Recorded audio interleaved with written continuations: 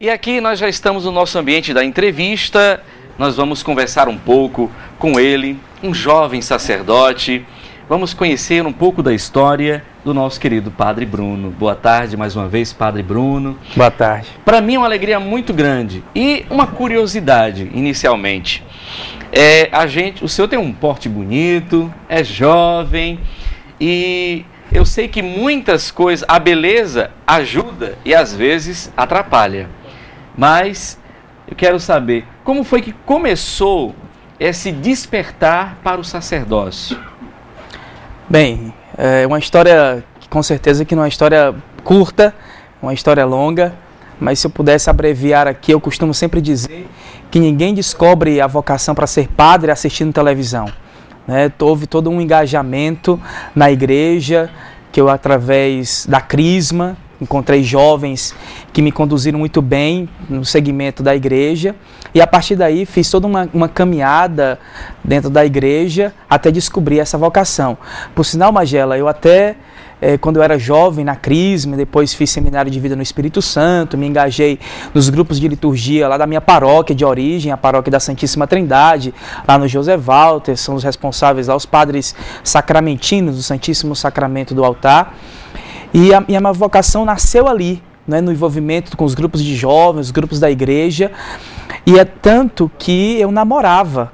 Antes de entrar no seminário, eu tinha uma namorada, e aí depois eu passei a sentir uma inquietação no meu coração, um apelo de Deus de consagrar toda a minha vida a Deus, consagrar a minha vida. Eu senti no meu coração aquele apelo de me doar a minha vida a Deus e ao povo. Então, procurei um padre, tanto os padres da minha paróquia, depois também procurei também na época o padre Adaí, que hoje é pároco da nossa paróquia aqui de Pacajus, e ele foi um promotor vocacional e ele foi muito importante no meu discernimento vocacional. Você acabou falando uma coisa que eu ia lhe fazer essa pergunta, com relação se o padre nasce pronto, se tem gente que tem uma ideia, às vezes muito errada, com relação ao padre, não namorou, não sei o quê, é uma pessoa que teve uma frustração na vida, muito pelo contrário. Nós estamos numa terça de carnaval e a gente percebe que aquele que realmente se encontrou com Jesus é feliz.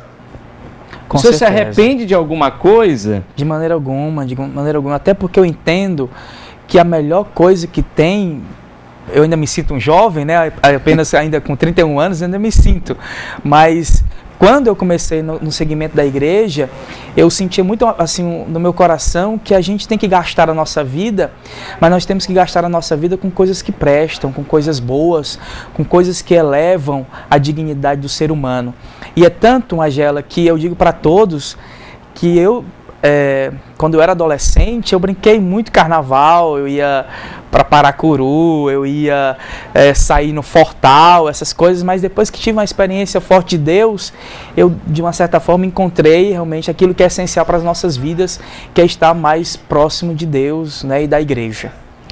A família é importante no processo da descoberta? O senhor acha isso importante, o ambiente familiar ou não? Claro, sem sombra de dúvidas, em qualquer segmento e sobretudo no segmento de igreja, quando você tem uma base da família, do seu pai, da sua mãe, é fundamental para o processo de discernimento da vocação e sobretudo, claro, quando se tem um incentivo. É claro que a história da igreja mostra que muitos santos e santas às vezes foram mal entendidos pelo segmento, pelos seus pais. Pela própria família. Pela própria família, mas nem por isso eles deixaram de seguir Jesus. Claro que nós temos que amá-lo acima de todas as coisas, mas sem sombra de dúvidas, quando a gente tem um seio familiar que incentiva você para a vocação, sem sombra de dúvidas, sua vocação fica mais alicerçada. Qual foi a maior dificuldade que o senhor enfrentou para ser padre? Magela, é desafiador, porque são muitas as dificuldades, muitos os desafios quando a gente entra no seminário, deixar a família, o desafio do discernimento da vocação, são tantos desafios, mas eu penso que para mim o mais difícil foi o relacionamento com os irmãos de comunidade, porque você sai da sua família, chega num seminário onde você encontra muitas pessoas de diferentes personalidades, costumes, Então, para mim, isso foi um problema assim, difícil. Às vezes, no começo, problemas de relacionamento. Para mim, eu acho que esse foi um dos pontos. Tiveram outros, mas se eu pudesse pontuar um, esse daí eu poderia pontuar a questão dos relacionamentos dentro do seminário, porque às vezes a gente gosta de um jeito, outro irmão já gosta de outra forma, mas claro, com o andar da caminhada eu fui amadurecendo, todos nós fomos amadurecendo, mas esse foi no começo para mim um dos grandes desafios. E com relação ao tempo de sacerdócio, conte pra gente aqui, antes de dizer o tempo, aquele momento em que o arcebispo, foi o arcebispo, colocou, sim, o arcebispo que impôs as mãos sobre o senhor. Como é que estava seu coração naquele dia? Olha, e quando foi? Foi no dia 28 de novembro de 2008. Eu tenho 2 anos de padre, né, então, mas aquele momento foi um momento, assim, de realização, um momento de felicidade e, acima de tudo, um momento de muita emoção, sem sombra de dúvidas, né? Porque naquele momento ali a gente passa todo um filme da longa caminhada de 9 anos até chegar ao sacerdócio. Então, sem sombra de dúvidas, mas acima de tudo também dentro do coração tem aquele grau também de responsabilidade, apesar de toda a emoção, apesar de toda a alegria de conquista, mas ao mesmo tempo vinha aquele peso, né, que de uma certa forma pelo grau de responsabilidade daquilo que eu estava assumindo, né, para ser um missionário, um discípulo de nosso Senhor Jesus, um continuador da sua missão. Agora vem um grande desafio, não é? Não é só ser ordenado, existe agora um grande desafio. O senhor recentemente recebe uma paróquia. E qual é a função de um pároco agora e qual é a sua expectativa e que paróquia o senhor recebeu? Bem, Magela, eu gostaria de falar para você e para todos os telespectadores que eu estou muito feliz. Eu tenho 2 anos de padre, como eu já falei, e agora o senhor arcebispo, né, me deu a incumbência de ser o pastor do povo da cidade de Chorozinho, que é a paróquia de Santa Terezinha do Menino Jesus, né, em Chorozinho. Então eu acolhi isso como uma grande missão para a minha vida e para conduzir assim o povo de Deus e o rebanho que se encontra, essa pequena porção dos fiéis que se encontra na paróquia de Chorozinho.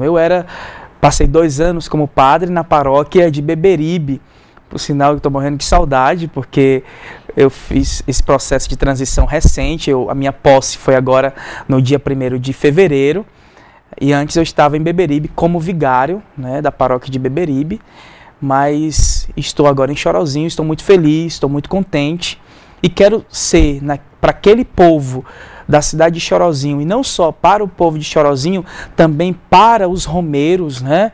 Porque Chorozinho também é conhecido também como santuário, como são outros santuários, santuário de Quixadá, santuário de Canidé, santuário de Juazeiro, mas lá é o santuário do Menino Jesus de Praga, que tem toda essa devoção do dia 24, as pessoas vêm de várias localidades se fazerem presentes lá. Então, hoje eu me sinto o pastor, o profeta, não é? E aquele que vai conduzir tanto o povo de Chorozinho, os fiéis, como também os devotos do Menino Jesus de Praga. Muito bem, nós vamos ter um pouco mais de Padre Bruno no quadro Uma Palavra de Paz, quando ele vai ler o Evangelho.